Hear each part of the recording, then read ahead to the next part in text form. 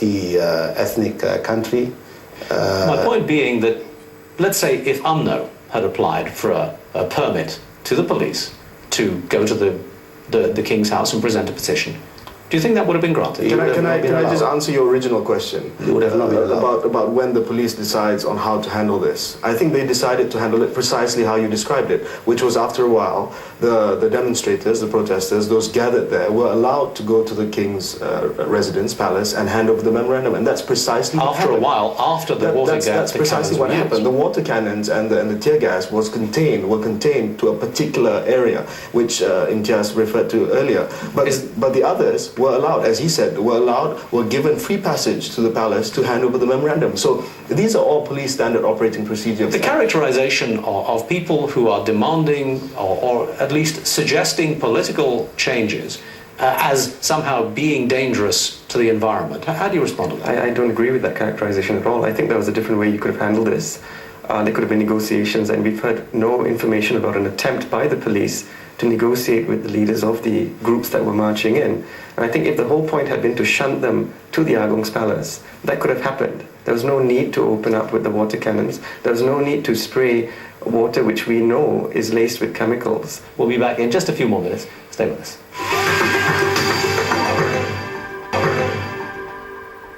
Welcome back to 101 East. In the studio we have Khairy Jamaluddin, Deputy UMNO Youth Leader, also by the Government Minister, Mohammed Nazri Aziz, and human rights lawyer Malik Imtiaz Sarwar. Gentlemen, thank you for being with us. Were UMNO to decide to hold a rally in support of the government, would it be banned by the police?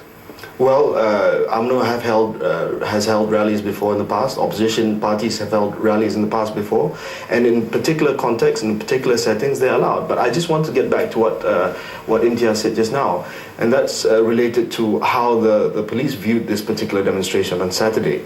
The only other precedent that we had with BERSIH the coalition that had the rally on Saturday was a rally that they had in September in Terengganu, and that descended into violence. So you can't blame the police for thinking initially that this was going to end up the same way. My point here being that the tendency to put a ban on opposition voices is much greater than anything else. Now, Khairy's point notwithstanding, let's look at the example of the local newspapers the following morning.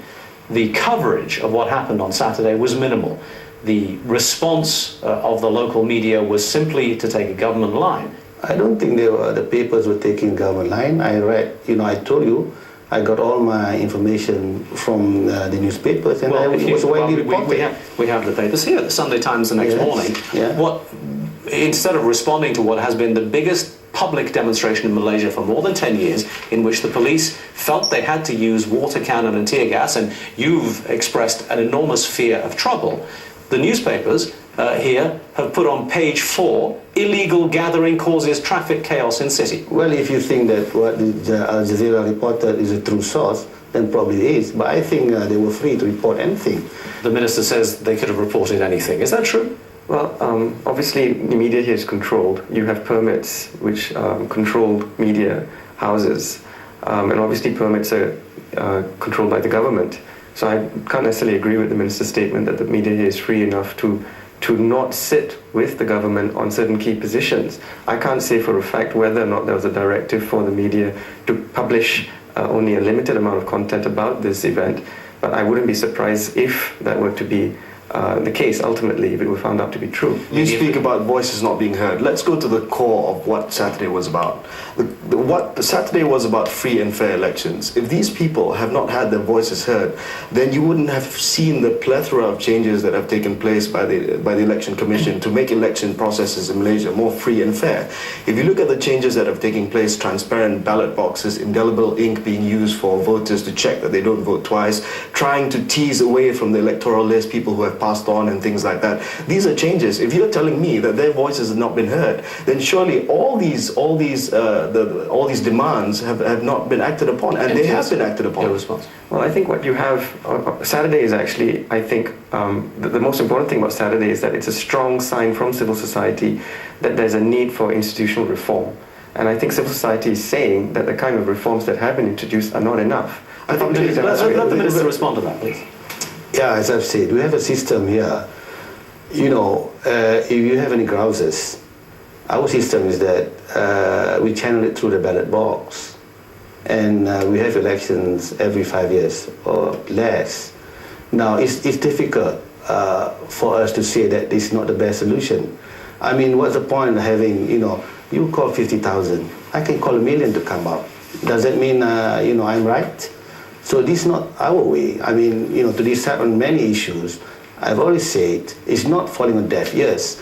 You know, when you well, you say it's not falling on deaf ears, but it seems that a lot of the country believe that it is. Listen, what I'm trying to say is that what you demand is not necessarily right. You know, at the end of the day, we will decide.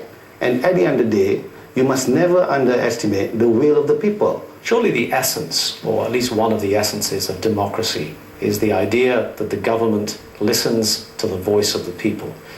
Prime Minister Badawi came into office promising exactly that there would be more response, that there would be more attacks on corruption, there would be more response to the idea that the people have a say in the way the country is governed. Firstly, I don't think you can use Saturday as a barometer on what the general Malaysian public feels. It was a protest, there were a lot of people there, but to say that is the sum collective of the Malaysian political consciousness, I think it's a stretch. It is a voice. I think it's a stretch. It's a voice, but it's a stretch. How loud that voice is, how big that voice is, I'm not quite sure. You can't base it on that. Secondly, I would say that there are a lot of changes afoot.